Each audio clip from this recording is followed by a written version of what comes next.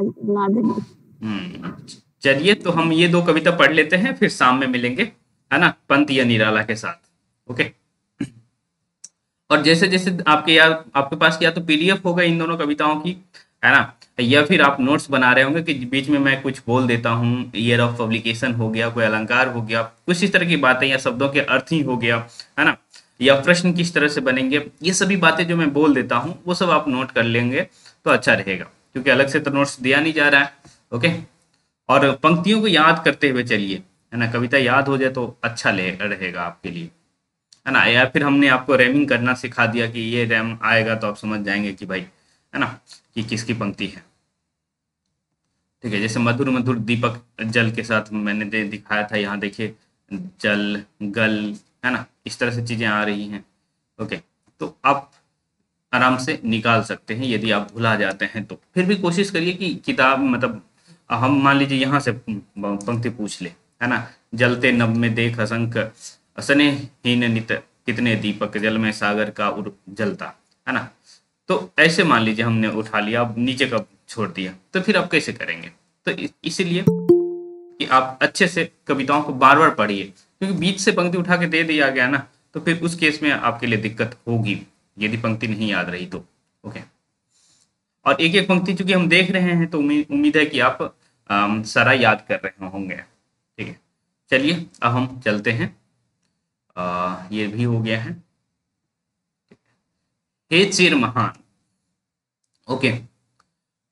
तो ये भी महादेवी की शुरुआती दिनों की कविता है ना, हे चिर महान। ओके, बिल्कुल शुरुआती दिनों की कविता है। और इसमें आप देखिए कि जो है, यहाँ तो इसे नहीं दिया हुआ है, पर ये कविता जो है निहार में संकलित है। निहार का पब्लिकेशन, सर स्क्रीन शेयर नहीं है आपका? अच्छा, स्क्रीन शेयर नहीं है। Okay, minute.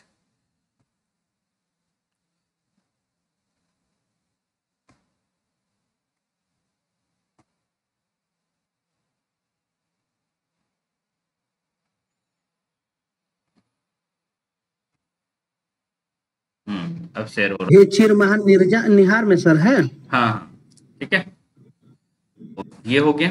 इससे पहले की कविताएं आपने देखा था किसी और में था, किसमें था बताइए? निर्जा में। ओके, निर्जा में हाँ, संकलित है। तो ये निहार का पब्लिकेशन ईयर आप में से किसी को याद है?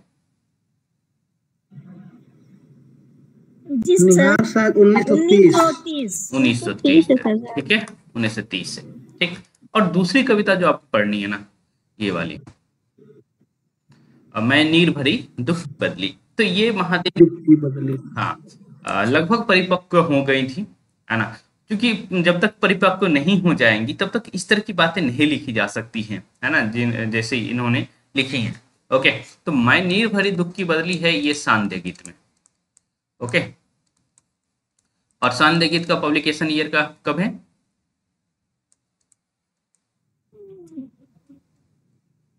जल्दी बोलिए।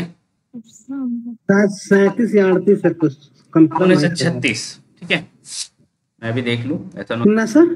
हाँ, 1936। ठीक है। तो ये 2 बातें आपको याद रहे तो अच्छी बात रहेगी कि कविताएं कहाँ संकलित है ये तो पता होना ही चाहिए ना। तो कल हमने नीरजा का देखा था, और आज हम लोग निहार और शांत गीत की कविताओं को देखेंगे। ठीक है, तो चलिए, हे चिर महान, ये वास्तव में हिमालय को संबोधित करते हुए लिख रही हैं। ठीक है, पहली बात। सर, हाँ सर एक कंफ्यूजन हो, में नीर भरी दुख की बदली यामा से ही लिया गया है ना? यामा, एक मिनट, यामा जो है, यामा में क्या है आपको पता है कि यामा कई सारे, जैसे निहार, रश्मि, नीरजा और शांत गीत, है ना, इन तीनों, इन 4 संकलन है यामा, है ना। तो ओरिजिनली ये शांत गीत में है, तो यामा में होना कोई बड़ी बात नहीं है ना, क्योंकि आपको पता है यामा क्या है, इन चारों का, निहार, रश्मि, नीरजा और शांत गीत का संकलन है यामा। क्लियर हुआ अब? ठीक है, तो शांत गीत में है, यदि यामा में है तो कोई बड़ी बात नहीं है। अब चारों को मिलाकर के यामा लिख दी है तो ऑब्वियस सी बात है यामा में है तो कोई बड़ी बात होनी नहीं चाहिए। ठीक है, आपका कंफ्यूजन क्लियर हो गया? जी सर। चलिए, हाँ, अब हम देखते हैं हे चिरमहान, तो ये किसको संबोधित किया जा रहा है? हिमालय को। पहली बात तो यही याद रखेंगे कि भाई हे चिरमहान कविता में, है ना, किसको संबोधित कर रही हैं कवित्री? तो हिमालय को, है ना। कई जगह ऐसा है, यूपी बोर्ड के बच्चे जो पढ़ते हैं, है ना, वो हिमालय से शीर्षक से इस कविता को पढ़ते हैं। यदि रमेश को याद होगा तो शायद, है ना। क्या आपके समय में भी ये कविता थी क्या? जी सर, था। हाँ, तो हिमालय से नाम से यह कविता आपके यहाँ संकलित है, ठीक है। तो ऑब्वियस सी बात है कि ये कवित्री किससे बात कर रही है? हिमालय से, पहली बात। ओके, बाकी बातें हम लोग इस कविता में देखते हैं कि क्या क्या है। हे चिरमहान, हे चिरमहान, ठीक है। तो वही कह रही है कि बिल्कुल ये चिर का अर्थ क्या होता है ना, लंबे समय से, है ना, और महान, और हिमालय की ऊंचाई आप समझ रहे हैं कि भाई अपने आप इसको महान बना देता है ना। तो वही कह रहा है कि लंबे समय से तुम इस रूप में मौजूद हो, है ना।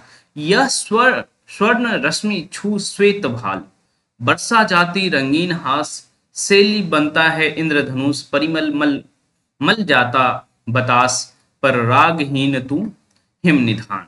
ओके, तो एक बार पूरी कविता पढ़ लेते हैं, फिर उसके बाद हम अर्थ की तरफ आएंगे, क्योंकि कविता यदि हमारे साथ आप 2-3 बार पढ़े रहेंगे तो हो सकता है कि आप ये कोई पंक्ति आ जाए तो आप आराम से कर सकते हैं, है ना। नभ में गर्वित झुकता न शीस, पर अंक लिए हैं दीन छार, मन गल जाता नत विश्व देख, तन सह लेता कुलिस भार, कितने मृदु कितने कठिन प्राण, टूटी है कब तेरी समाधि झंझा लौटे सत, हार हार बह चला दीर्घों से किंतु निर, सुनकर जलते कन की पुकार, सुख से विरक्त दुख में महान, मेरे जीवन का आज मुख, तेरी छाया हो मिला, तन तेरी साधकता छूले, मन ले करुणा की थाह नाप, उर में पावस दीर्घ में बिहान, है ना। तो यहाँ देख रहे होंगे कि हिमालय का मानवीकरण बार बार किया जा रहा है, पूरे कविता में ही देखेंगे, है ना। तो आपसे यदि एक बार ऐसे ही पूछ लिया जाए कि मानवीकरण अलंकार है या नहीं, तो आप आराम से कहेंगे कि है ही भाई। ऑब्वियस बात है, जैसे मानव की इच्छाएं होती हैं, बातें होती हैं, उसी तरह से कुछ बातें यहाँ हो रही हैं। ओके, तो मानवीकरण अलंकार आपको आराम से दिख सकता है, ठीक है। अब हम चलते हैं कविता की तरफ, ठीक है। यह स्वर्ण रश्मि छू श्वेत भाल, भाल मतलब होता है मस्तक, है ना। तो ये जो हिमालय है ना, तो हिमालय का यही ऊपर वाला जो पोर्शन है उसको आप मस्तक कह सकते हैं। और ऑब्वियस सी बात है, ऊंचाई पे बर्फ गिरा रहता है, तो हाँ वो श्वेत भी होगा, है ना। तो जो इसका मस्तक है हिमालय का, वो कैसा है? श्वेत वर्ण का है। और उसको कौन छू रहा है? तो यह स्वर्ण रश्मि, है ना। सुबह सुबह में जो सूर्य की किरणें आती हैं तो बिल्कुल स्वर्ण सोने के समान होती है। तो वही कह रही है कवित्री कि वो छू ले रहा है इसको। वर्षा जाती रंगीन हास, और इस पर जो है सूर्य की किरणें जब पड़ती हैं तो बिल्कुल लगता है कि एक अलग अलग रंगों की हंसी, है ना, आप देख सकते हैं। और हंसी का अर्थ ये सिर्फ हंसना ही नहीं होता है ना। खुशी कह सकते हैं कि हम जो है हम देखेंगे हिमालय को तो अलग तरीके से खुश होंगे, आप देखेंगे तो अलग तरीके से खुश होंगे, कोई और देखेगा तो अलग तरीके से खुश होगा, ठीक है। तो वही है कि वर्षा जाती रंगीन हास वाली बात, है ना। शैली बनता है इंद्रधनुष, परिमल मल जाता बतास, पर राग हीन तू हिम निधान, है ना। तो यहाँ आप देखेंगे कि कवित्री कह रही है शैली बनता है इंद्रधनुष। ओके, तो जब हम लोग शिमला में थे, ओके, तो ये बहुत बार देखते थे, शैली बनता है इंद्रधनुष। इंद्रधनुष कुछ इस तरह से आप जानते हैं, है ना। और ये इधर से हिमालय है, यहाँ हिमालय है, ठीक है, ये हिमालय है। ओके, कई बार तो ऐसी भी स्थिति रहती है कि हिमालय का कुछ पोर्शन ऊपर है और फिर जो है इस तरह से है। अब ये हिमालय का पोर्शन है और ये इंद्रधनुष कुछ इस तरह से मान लीजिए दिख रहा है, तो ये एक पगड़ी के रूप में काम करता है। तो यहाँ शैली का अर्थ क्या है? पगड़ी, है ना, ठीक है। तो पगड़ी बनता है इंद्रधनुष। ओके, तो कुछ अर्थों को भी देखेंगे कि इंद्रधनुष किस रूप में काम करता है, ठीक है। तो शैली के रूप में काम करता है। तो आप या तो पगड़ी आपके ऑप्शन में आ जाए, है ना, या शैली आ जाए तो आप लगा के आ जाएंगे, है ना। ठीक है, तो इंद्रधनुष शैली का काम कर रहा है, पगड़ी बांध रहा है किसको, तो हिमालय को। परिमल मल जाता बतास, परिमल मतलब कल मैंने आपको बताया था परिमल का अर्थ, कोई बताएंगे मुझे? खुशबू। हाँ, खुशबू सुगंध, ठीक है। तो परिमल मल जाता बतास, बतास का अर्थ हवा, क्या हवा, ठीक है। तो यही है कि जो हवाएं हैं, है ना, वो हिमालय में क्या मल जाता है, तो खुशबू, ठीक है। परिमल मल जाता है ना बतास, ठीक है। तो यहाँ देखिए मल और मल, है ना, 2 बार प्रयोग हो गया। तो यहाँ ऑब्वियस सी बात है, एक ही चीज का 2 बार प्रयोग हो जाता है, तो हम लोग वहां पुनरुक्ति प्रकाश के रूप में देख लेते हैं, ठीक है। मलमल जाता बतास, ओके। पर रागहीन तू हिम निधान, है ना। तो ये कह रहा है कि इतनी बातें तुम्हारे साथ हो रही हैं, स्वर्ण किरण तुमको छू रही है। दूसरी तरफ आप देख रहे हैं कि इंद्रधनुष जो है शैली का काम कर रहा है, या फिर हवाएं सुगंधी मल के जा रहा है, ये सारी चीजें हो रही है, लेकिन ऐसा नहीं कि तुम उससे राग कर लेते हो, है ना, तुम तटस्थ हो, ऐसे लग रहा है कि ये सारी चीजें आपका श्रृंगार कर रहा है ना। शैली बनने की बात है, शैली इंद्रधनुष जब बन रहा है तो ऑब्वियस सी बात है, जैसे नायिकाओं को श्रृंगार किया जाता है ना, अलग अलग चीजें लगा करके, मेहंदी और भी बातें, महावर और जो भी लगाने की बातें होती है, वही चीज लग रहा है कि यहाँ भी किया जा रहा है। तो ऑब्वियस सी बात है, यहाँ हम श्रृंगार भी कह सकते हैं, है ना, अलंकार के तौर पर, ओके। लेकिन जो हिमालय है इन श्रृंगारों से बहुत ज्यादा प्रभावित नहीं हो रहा है ना, कि ऐसा नहीं कि उसने हमारे साथ हमारे ऊपर पगड़ी बांध दिया, चलो हम उसके साथ हो लिए, नहीं, है ना, या फिर हमारे परिबल किसी ने मल दिया तो हम उसके साथ हो लिए, ऐसा कुछ नहीं करता हिमालय, वो चिरमहान है ना। तो पर तू रागहीन तू हिम निधान, हे चिरमहान, हे चिरमहान, ओके। तो यहां से आप देखेंगे, यदि ये पंक्ति आ जाती है तो आप आराम से गेस कर लेंगे किससे उठाया गया है, हे चिरमहान, हे चिरमहान से उठाया गया है, ओके। यदि ये अंतिम में आ जा रहा है तो हिम निधान हो गया, तो आप कहेंगे भाई चिरमहान। ऑब्वियस बात है कि आप पंक्तियों को देख रखे हैं, है ना, एक एक वर्ड को देख रहे हैं, एक एक पंक्ति को देख रहे हैं, तो फिर मान लीजिए कहीं से भी उठा लिया जाता है, मान लीजिए, है ना, शैली बनता है इंद्रधनुष, परिमल मलमल जाता बतास, ओके, ये पंक्ति आ गई तो आप कह देंगे ना महादेवी द्वारा रचित है, ये चिरमहान कविता से उठाया गया है ना। चूंकि आप लोगों को वही है WBTGT, ऑब्वियस सी बात है 9th 10th के बच्चों को पढ़ाना है, तो व्याख्या के ही तौर पे पूछा जा सकता है ना। अब शब्द अर्थ ही देखा जा सकता है, ठीक है। नभ में गर्वित झुकता न शीश, पर अंक लिए हैं दीन छार, है ना। मन गल जाता नत विश्व देख, तन सह लेता कुलिस भार, कितने मृत्यु कितने कठिन प्राण। यहाँ देखिए, देख 2 चीज है, एक मृत्यु भी है ना, कोमल के अर्थ में, और दूसरी तरफ कठिन है ना। तो यहाँ विरोधाभास भी कह सकते हैं, विरोधाभास अलंकार का प्रयोग हुआ है। नम में गर्वित झुकता न शीश, नम में गर्वित झुकता न शीश, मतलब ये कह रहा है नभ में बिल्कुल गर्व से खड़ा है ना, इसका जो शीश है वो झुक नहीं सकता, है ना। पर अंक लिए है दीन छाड़, है ना, ये तना हुआ हिमालय जो है ना, ये बिल्कुल तना हुआ हिमालय जो है ना, ऐसा नहीं कि इतने मतलब रिजिड है, इतने कठोर है, ऐसा बिल्कुल नहीं है ना। ये कह रहा है दीन छाड़, है ना, छाड़ मतलब मिट्टी धूल इस तरह की बातें होती है ना, राख, है ना। तो आपको जब हिमालय में पढ़ा रहा था तो आपको बताया था कि हिमालय की संरचना किस तरह से हुई थी, तो यही है, गोंडवाना लेन टकरा गया था यूरेशियन प्लेट से और हिमालय की उत्पत्ति हुई थी। तो ये जो बीच का पार्ट है वही ऊपर उठ गया है ना। तो ये कह रहा है दीन छाड़, तो हिमालय किससे बना है, यही जो है धूल मिट्टी और इस तरह की चीजें हैं, दीनहीन मिट्टी से बना है ना। तो कह रहा है कि इनके गोद में क्या है, ये दीनहीन छाड़ है, ओके। मन गल जाता नत विश्व देख, ओके। और इस तरह से जब हिमालय को देखते हैं ना, कवित्री देख रही हैं, ओके, या फिर हिमालय के विषय में वो कहना चाह रही है कि मन गल जाता नत विश्व देख, है ना। तो वही कह रही हैं कि जो हिमालय का मन है, ओके, द्रवित हो जाता है यदि उनके सामने जो पूरा का पूरा विश्व झुका हुआ दिखता है ना। तन सह लेता कुलिस भार, और तन जो है ना, इतना भार हिमालय के ऊपर है, आप समझ रहे हैं कि भाई इतनी मिट्टी को रखा हुआ है, इतने नदियों का उद्गम स्थल है, इतना पानी है, बर्फ है ना, इतना भार है उसके ऊपर, सभी को आराम से सह लेता है, कितने मृदय कितने कठिन प्राण, है ना, हे चिरमहान, हे चिरमहान। तो ये कितने मृत्यु है ना। और कितने कठिन भी है। आप देख पा रहे हैं कि बाहर से कितने कठिन है, लेकिन ये द्रवित भी हो रहा है हिमालय, है ना, मन गल जाता है तो द्रवित भी हो रहा है। ओके, तो और दूसरी तरफ आप देख पा रहे हैं कठोर भी है हिमालय। ओके, तो दोनों चीज आप हिमालय के साथ देख पाएंगे, तो यहाँ विरोधाभास अलंकार भी प्रयुक्त है। टूटी है कब तक तेरी समाधि, टूटी है कब तेरी समाधि, झंझा लौटे सत हार हार, है ना, बह चला दीर्घों से किंतु निर, सुनकर जलते कन की पुकार, सुख से विरक्त दुख में समान, हे चिर महान हे चिर महान, है ना। तो अब कह रहा है टूटी है कब तेरी समाधि, है ना, वही कह रही है कि तुम्हारी समाधि कभी टूटी नहीं है ना, लेकिन झंझा लौटे सतहार हार है। आप जानते हैं कि जो हिमालय है हमारा, है ना, ये चीन की तरफ से जो भी हवाएं आती हैं, है ना, ठंडी ठंडी हवाएं, यूरोपियन हवाएं हमारे तरफ यदि जो भी आती हैं, उसको क्या करती है, क्या करता है हिमालय, रोक देता है ना। तो वही कह रहा है कि भाई कोई भी हवाएं आ रही है वो कई बार तुमसे हार हार के लौट गया, बह चला।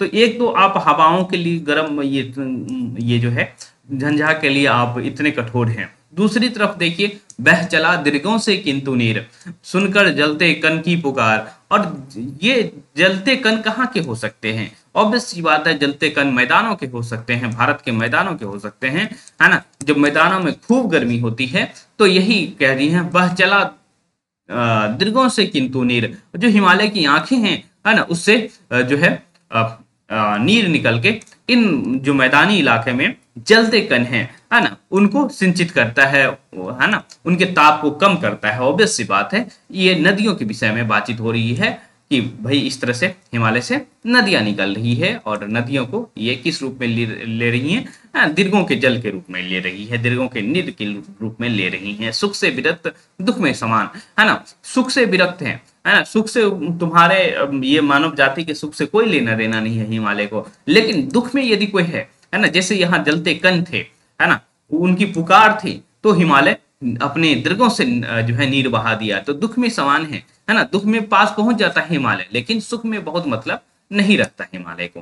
ठीक है, मेरे जीवन का आज मुख, तेरी छाया से हो मिलाप, तन तेरी साधकता छूले, मन ले करुणा की था नाप, उर में पावस दीर्घ में बिहान, है ना।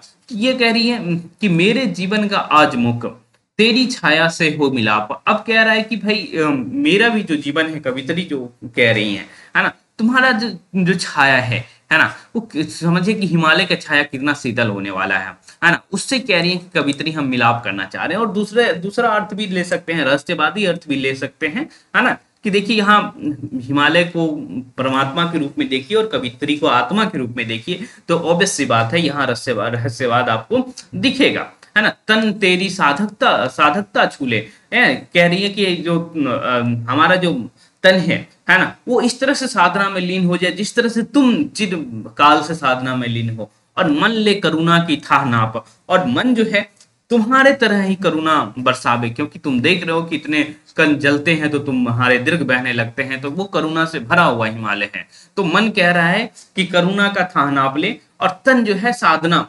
तुमसे साधना करना सीख ले। उर में पावस दीर्घ में बिहान, है ना, उर में हृदय में क्या है, वर्षा ऋतु है, वर्षा की जो है एक तरह से शीतलता है, और आंखों में क्या है, बिहान सुबह, है ना। आंखें चूंकि देखने का काम करता है, तो वो चाह रही है कि कवित्री, है ना, कि तुम्हारे यहाँ जैसे सूर्योदय होता है उसी तरह की सूर्योदय हमारे आंखों में हो, है ना, और हमारे हृदय में पावस ऋतु हो, मतलब करुणा भर जाए। ठीक है, तो इस तरह से ये कविता आपके लिए, है ना। तो पूरी की पूरी कविता में आप देखेंगे कि मानवीकरण अलंकार का प्रयोग हुआ है, और विरोधाभास अलंकार भी हम देख रहे हैं। ओके, इवन हम पुनरुक्ति प्रकाश भी देखें। ठीक है, और एक एक ऑब्जेक्टिव यदि इससे बनाना चाहे कोई, कि कवित्री जो है क्या चाह रही है, कवित्री का जो तन है वो हिमालय से क्या चाह रही है, तो हिमालय की साधना, मतलब अपने अंदर हिमालय जैसे तन जो है, हिमालय की साधना, हिमालय जैसा साधना करना सीख ले। मन में क्या चाह रही है, तो करुणा चाह रही है ना। उर में क्या चाह रही है, तो पावस चाह रही है। दीर्घ में क्या चाह रही है, तो बिहान चाह रही है, सुबह चाह रही है ना, बिहान हो गया कहते हैं ना, है ना, प्राति गाया जाता है बिहाने बिहाने। ओके, तो आंखों में बिहान है। ठीक है, ऐसे ही किसके मतलब किस के कारण, किसके पुकार के कारण जो है हिमालय का जो है दीर्घ बह जाता है, दीर्घ से निर बहने लगता है, तो जलते कण की पुकार सुनकर दीर्घ बहने लगता है। ओके, ऐसे ही और भी कुछ प्रश्न बनता है, तो आपको हर एक चीज बता दिया गया है। इंद्रधनुष क्या काम करता है, तो शैली का काम करता है ना। हवा क्या करता है, तो परिमल मल जाता है।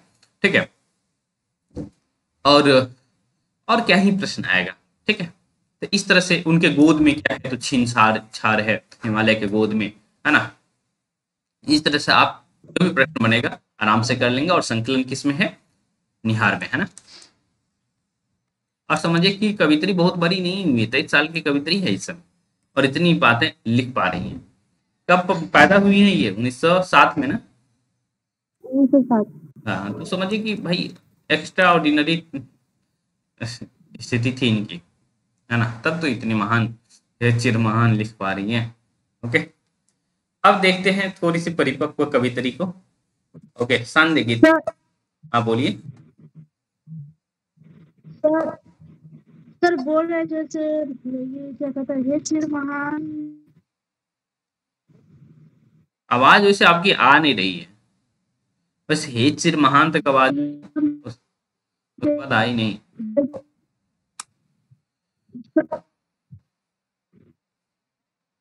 बोलिए बोलिए, आवाज बिल्कुल नहीं आ रही। आवाज नहीं आ रही। हाँ, आपके पास एक ऑप्शन है कि आप टाइपिंग कर सकती हैं, है ना। ओके, टाइपिंग करने का ऑप्शन है आपके पास। ये देखिए कहाँ दिखेगा टाइपिंग, ये देखिए इस तरह से आपको टाइपिंग करना दिखेगा, यहाँ देख लीजिए। ठीक है, तो वो आप देख लीजिएगा। ठीक,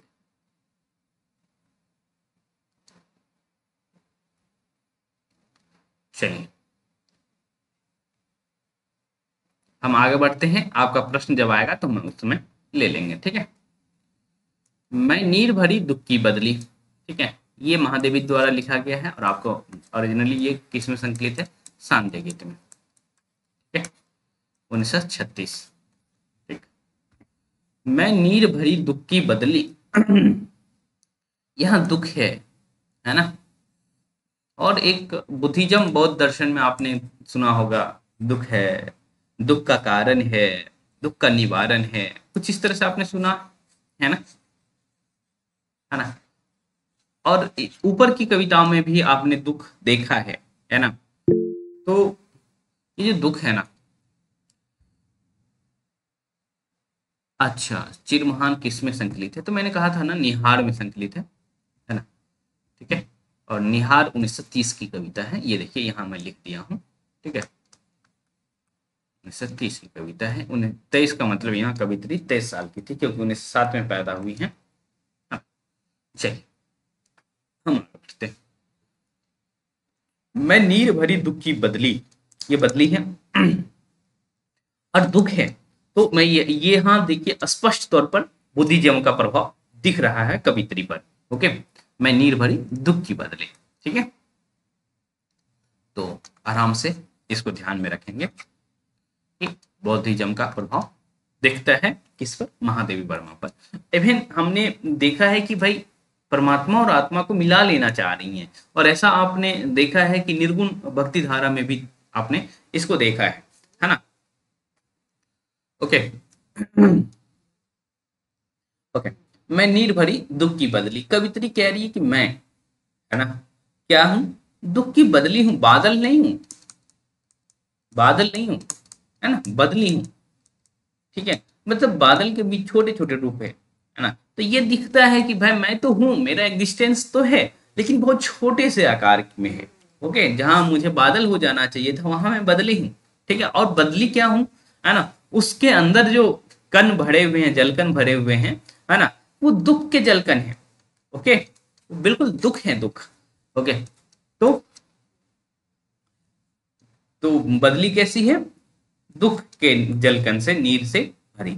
ओके, स्पंदन में चिर निस्पंदन बसा, निस्पंद बसा, स्पंदन में चिर निस्पंद बसा, क्रंदन में आहत विश्व हसा, नैनों में दीपक से जलते, पलकों में निर्झरनी मचली, मेरे पग पग संगीत भरा, सांसों में स्वप्न पराग झरा, नभ के नवरंग सुनते दुकुल, छाया में मलय बयार पली, मैं क्षितिज भ्रकुटी पर धूमिल, चिंता का भार बनी अबिरल, रजकन पर जलकन हो बरसी, नव जीवन अंकुर बन निकली, पथ को न मलिन करता आना, पथ चिन्ह न देते जाना, सुधी मेरे आंगन की जग में, सुख की सिहरन हो अंत अखिली, विस्तृत नभ का कोई कोना, न मेरा न कभी अपना होना, परिचय इतना इतिहास है, यही उम्री कल थी मित आज चली, मैं नीर भरी दुख की बदली। ठीक है, आप चाहे तो हर एक स्टेंजा खत्म होने के बाद आप ऐड कर सकते हैं, मैं नीर भरी दुख की बदली, मैं नीर भरी दुख की बदली। ठीक है, ये हो गया। जैसे यह क्षितिज भ्रकुटी है, ओके, तो यहाँ कौन सा अलंकार हो जाएगा? ठीक है, रूपक। ठीक है, चलिए अब हम देखते हैं इस कविता को। ठीक है, मैं आपके साथ कविता इसीलिए पढ़ देता हूं कि बायदी भी आप बुलाती हैं तो एक बार पढ़े रहेंगे तो भाई क्या पता आराम से आप कर सकती हैं। और कविता के अर्थों को इसीलिए देखते हैं कि भाई एग्जामिनर यदि इस बात पे उतर आया कि भाई हम अर्थ पूछ लें तो फिर कैसे काम चलेगा। ओके, तो चलिए, या फिर अर्थ के आधार पर ऑब्जेक्टिव बन जाता है कई बार। ओके, और आपके यहाँ तो नहीं है ना, लेकिन बहुत सारे पीजीटी या टीजीटी के प्रश्न देखता हूँ तो वहाँ यदि टेक्स्ट लगा हुआ है, खास करके राजस्थान में, है ना, तो वहाँ देखता हूँ कि भाई उस आधार पर प्रश्न बना लेते हैं। तो इसीलिए क्या पता आपके एग्जामिनर को इतना छुट्टी हो और बना ले प्रश्न, तब क्या करेंगे आप? तो स्पंदन में चिर निस्पंद वसा। ठीक है, मेरा जो धड़कन है ना, स्पंदन का अर्थ यही होता है, ओके, दिल की धड़कन, चिर निस्पंद बसा है। ओके, हम हमारा दिल जो है, हमारा हृदय जो है धड़क रहा है, लेकिन ऐसे धड़क रहा है कि बिल्कुल ऐसे लगता है निस्पंद हो गया है, बिल्कुल शांत हो गया है। तो यहाँ देखिए दो चीजें हो रही हैं, है ना, एक एक्टिविटी ऐसी हो रही है जहां कुछ हरकत है ना, दूसरी तरफ कवित्री कह रही है कि बिल्कुल शांत, चिर निस्पंद। चिर का अर्थ लिए थे कि लंबे समय से शांत, है ना। तो दो अर्थ और अलग अलग अर्थ लिया जा रहा है ना। तो यहां आप विरोधाभास अलंकार देखेंगे। ठीक है, क्रंदन में आहत विश्व हंसा, है ना, और जो रुदन है ना, रोना ही होता है, में आहत विश्व हंसा, है। यदि ऐसे हम रोना शुरू करते हैं, है ना, बिल्कुल रोने लगे, तो फिर ये विश्व ऐसा है कि वो हंसना शुरू कर देगा, है ना। नैनों में दीपक से जलते, पलकों में निर्झरनी मछली, है ना। और ये जो बदली है ना, बदली की स्थिति ऐसी है कि नैनों में दीपक से जलते, ओके, लेकिन ये बहुत समय लेती नहीं है ना। पलकों में निर्झरनी मछली, निर्झरनी का अर्थ, है ना, बिल्कुल नदी के अर्थ में लेंगे। ओके, तो पलकों में निर्झरनी मछली, जैसे आपने देखा था दीर्घों से आंसू निकल आ रहे थे हिमालय के, वैसे ही कह रही है पलकों से आंसू निकल आ रहे हैं। ये जो बदली है ना, तुरंत पिघल जा रहे हैं। ओके, ठीक है, तो ये एक तरफ आप देख पा रहे हैं कि दीपक की तरह जल रहा है, और दूसरी तरफ आप देख रहे हैं तुरंत वो स्थिति क्रिएट हो जा रहा है ना, कि निर्झरनी मचलने लग रही है, नदियां जैसे निकलने लग रही है। ओके, और ये इस उसी केस में संभव है जब बादल जो है ना, जो बदली है ना, बरसने के लिए तैयार हो जाए। ओके, तो उसमें बिल्कुल दुख लगातार बढ़ते जाए, दुख का कण, जो दुख के कण आप समझ रहे हैं कि नीर जो है दुख के ही कण है ना, वो लगातार बढ़ते चले जाए, तो वो पिघलने लगेगा, बारिश की बूंदे आने लगेंगी। तो वही कह रहे पलकों में निर्झरनी मछली। मेरा पग पग संगीत भरा, श्वासों में स्वप्न पराग झरा, नभ के नवरंग बनते दुकूल, छाया में मलय प्यार पले। अब देखिए कि नदी यदि निकल पड़ी, ओके, नदी यदि निकल पड़ी तो ऑब्वियस सी बात है कि नदियां जब निकलती है तो आप समझते हैं कि भाई, हाँ, नदियों का एक अपना संगीत होता है। नदी किनारे आप जाएंगे तो देखेंगे कि भाई नदी जब बह रही है ना, तो उसकी कुछ कुछ आवाजें आपको सुनाई देंगी, है ना। तो मेरा पग पग एक एक पॉइंट पे है ना संगीत भरा। ओके, तो वही बदली जब जो है बारिश का रूप ली और फिर उसके बाद नदी के रूप में निकली और फिर बहना शुरू हुआ, है ना, तब आप देखेंगे कि उसका एक एक जो है पग संगीत भरा है। ठीक है, श्वासों में स्वप्न पराग झरा, है ना, और श्वासों में जो है जो है बिल्कुल स्वप्न पराग, पराग कण आप समझते हैं, है ना, क्या होता है। तो नदियों नदियों का श्वास क्या है कि भाई वो कैसे भी जीवित रहे और उसमें गंदगी ना हो, है ना। जैसे ही आप जैसे यमुना की स्थिति कर दी है हम लोग, या फिर गंगा की भी स्थिति धीरे धीरे कर रहे हैं, है ना, तो वो ऐसी स्थिति ना आनी चाहिए, वरना नदियों के श्वास खत्म हो जाएंगे। तो बदली जो आप देख रहे हैं नदी के रूप में परिवर्तित हुई है, और इसको दूसरे रूप में भी आप देख सकते हैं, है ना। जीवन में बहुत ज्यादा दुख हो जाए तो आप क्या करेंगे, है ना। दूसरा भी अर्थ एक होता है कि आप पलायन करना भी शुरू करते हैं, ये भी एक मतलब अर्थ खोलना शुरू करेंगे तो ये भी एक अर्थ निकल के आएगा, ठीक है। नभ के नवरंग बनते दुकूल, और यदि मान लीजिए ये नदी प्रवाहित हो रही है, ओके, और यहाँ आकाश है, ठीक है, और फिर उसका प्रतिबिंब इस पर बनेगा, है ना, इस पर प्रतिबिंब बनेगा कि नहीं बनेगा। और ये प्रतिबिंब इस तरह से लगेगा कि जिस तरह से इस नदी पर, है ना, कोई दुकुल ओढ़ा दिया गया है, चादर ओढ़ा दिया गया है, ठीक है, चादर इस पर ओढ़ा दिया गया है। तो नभ के नवरंग जो है, नभ में एक ही रंग नहीं होते हैं। आप जब गांव में यदि देखते होंगे तो एक तरफ आप यहाँ लाल रंग दिख रहा होगा, तो यहाँ हो सकता है नीला रंग दिख जाए, यहाँ कुछ और दिख जाए। तो नभ के पास अनेक रंग हैं, अनेक आकृतियां हैं, है ना। तो अनेक आकृति वाले, अनेक रंग वाले दुकुल ऐसे लगता है कि इस नदी को ओढ़ा दिया गया है, ठीक है। और कहाँ से वो नदी शुरू हुई थी? दुख की बदली के रूप में, है ना, एकत्रित हुआ था वो बादल, और फिर उसके बाद धीरे धीरे धीरे धीरे नयनों से निकलते हुए, और ये दुकुल का यही अर्थ मत लीजिए, ये नभ जो है ना, ये संसार है ना। और संसार के अलग अलग रंग जो है इस नदी में, है ना, मिलने लगता है, और ऐसे लगता है कि, है ना, छोटे छोटे रंग मिलकर के एक चादर का काम करने लगता है, उसे ढकने लगता है ना, उसके ऊपर चढ़ता है तो और अच्छा लगने लगता है, ठीक है। छाया में मलय बयार पली, है ना। उसके बाद आप ये भी समझिए कि यदि कहीं कहीं ऐसी स्थिति आ जाती है कि आप दुख में होते हैं और आपको कोई सहारा दे देता है, ठीक है, तो फिर उस केस में लगता है कि हाँ कितना सुकून लगता है। तो वही कह रही मलय बयार चली, है ना। तो नदी भी मान लीजिए गुजर रही है, ये नदी जो गुजर रही है, और कहीं एक पेड़ ऐसा है ना, जो इसे छाया दे रहा है, ठीक है, एक पेड़ ऐसा है जिसको इस छाया दे रहे थे, इस नदी को भी सुकून मिलता है ना। तो दूसरी तरफ नदी को यदि मानव से हटा करके सिर्फ नदी ही मान के चले तो भी ये कविता एक्सप्लेन आराम से आप कर सकते हैं।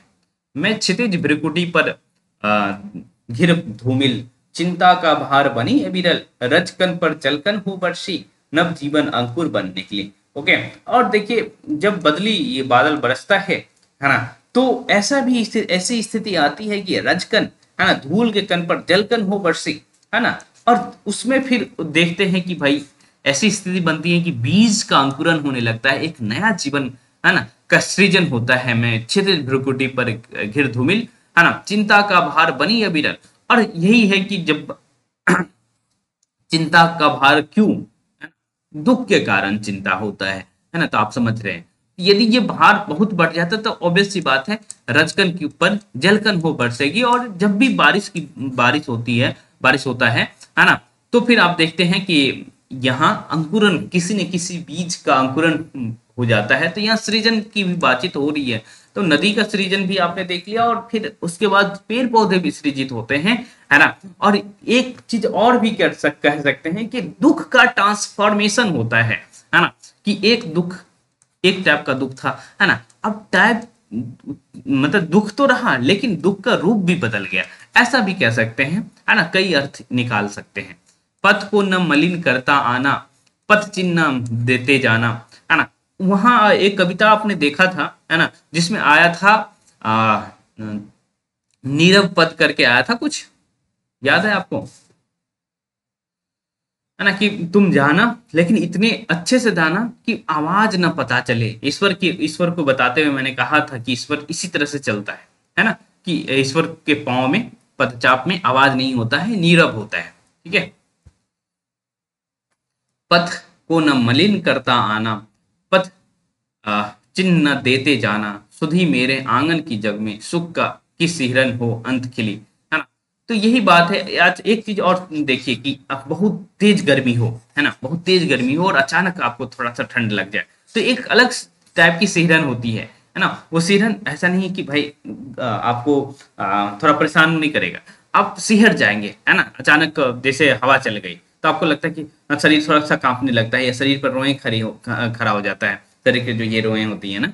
तो पथ को न मलिन करता आना, पथ चिन्ह न देते जाना, सुधी मेरे आंगन की जग में सुख की सिरन हो अंत खिली। वही बात है कि कवित्री कह रही हैं कि हमारा अंत किस तरह से होगा। हम ऐसा नहीं है कि जो है बादल सिर्फ ऐसे ही चले जाएगा, बिना कुछ किए चले जाएगा, नहीं, है ना। बादल जब भी जाएगा वो सुख दे करके ही जाएगा, ठीक है ना। और एक चीज और भी समझिए कि ये बदली है ना, ये बदली है, ये सुख देगा, ठीक है। लेकिन बादल का क्या काम है, वो आपको दुख भी दे सकता है ना। बादल को हमेशा आप ग्लोरीफाई नहीं कर सकते हैं, है ना। जैसे असम में बाढ़ आ गए, है ना, या फिर बिहार के किसी एरिया में बाढ़ आ गई है, बनारस में ही बाढ़ आ गई है मान लीजिए, तो ये बादल जो है हमेशा सुखकारक नहीं होता है ना।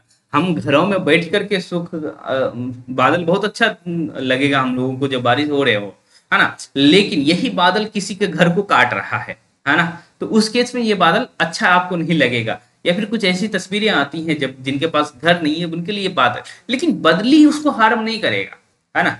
बदली छोटा सा रूप है बादल का, तो ये हार्म नहीं करने। तो वही कह, तू कवित्री बहुत सोच समझ के खुद को बादल न कह करके बदली कही है, ओके। अब तब ये कविताएं लिख पा रही है, ये पंक्तियां लिख पा रही है कि सुख की सिहरन ही, अंत में हम सुख की सिहरन देकर कहीं जाएंगे और जो है पद चिन्ह नहीं रहेगा। बादल यदि बरसेगा तो समझिए कि वो उसके पद चिन्ह हो सकता है कि रुक जाए, है ना, दिख जाए आपको। लेकिन बदली यदि थोड़े बहुत बरस जाए, है ना, तो उनके पद चिन्ह बहुत देर तक दिखते नहीं है ना। तो इस तरह की बातें हैं। विस्तृत नभ का कोई कोना, मेरा न कभी अपना होना, परिचय इतना इतिहास से ही उम्री कल थी मित आज चली।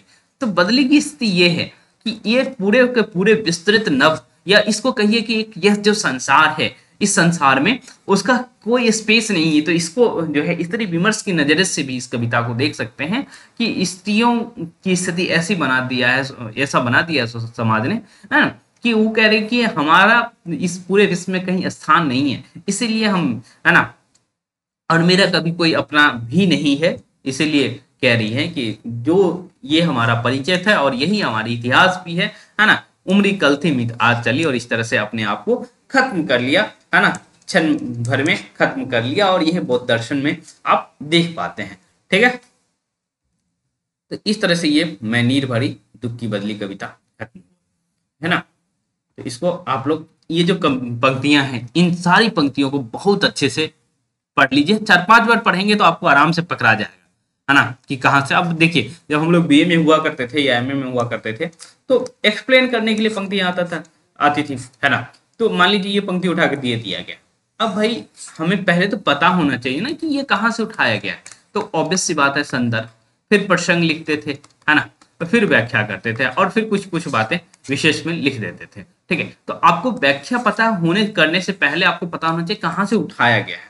तो जब तक आप पढ़े नहीं रहेंगे पंक्तियों को, और आपसे यही अभी आपका एग्जामिनर यही चाह रहा है कि आपको संदर्भ पता हो, ठीक है। व्याख्या कुछ पोर्शन पता हो, ठीक है, लेकिन संदर्भ ज्यादा इंपॉर्टेंट आपके लिए रह जाता है। इसीलिए संदर्भों पे ज्यादा काम करिए आप लोग, ठीक है, कि कोई भी प्रश्न आए पे आप आराम से कर ले जाए, ठीक है। तो ये सारा हम देख लिया, और महादेवी के विषय में भी आपको बता दिया गया। जैसे ही आपका सिलेबस कुछ इस रूप में मैं दिखा रहा हूँ कैसा है सिलेबस, ओके। एक बार मैं सिलेबस की तरफ ले चलता हूँ आप, और क्या शाम में पढ़ेंगे वो भी बता देते हैं ना, ओके।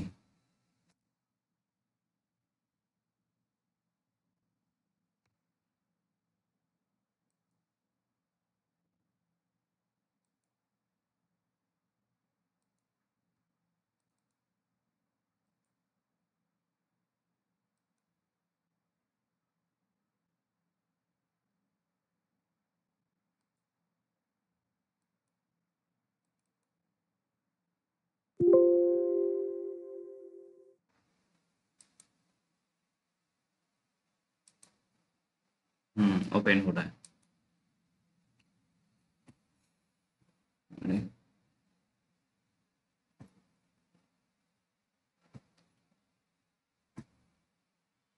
कहाँ चले गया। अच्छा, सेव करने के लिए कहा है, ठीक है। देख लेते हैं कि शाम में क्या पढ़ेंगे, और कोशिश एक बार ये भी करिए ना आप लोग, कम से कम कविता को, है ना, कविता की पंक्ति को देख करके आइए कि 2-3 बार अब ये सर्च करके, ठीक है। तो आज आप लोग ये करिएगा कि अच्छा महादेवी के जस्ट ऊपर में पंथ है या फिर निराला है आपके सिलेबस में? महादेवी की जस्ट पंथ है। पंथ है ना, तो पंथ की कविताओं को हम लोग सामने देखेंगे, और साथ ही साथ आप लोग जितना टैक्स दिया गया है, चाहे हिंदी साहित्य में, व्याकरण में, और फिर 4 कहानियां, है ना, इसको पढ़ लीजिएगा, ठीक रहेगा। और साथ ही साथ जो है पंथ की कुछ कविताओं को बस पढ़ लीजिएगा, पंक्तियों को देख लीजिएगा कि ये पंक्ति है, बाकी काम तो हम कर ही लेंगे, ठीक है। ओके, तो चलिए हम मिलते हैं शाम में 6 बजे, ठीक।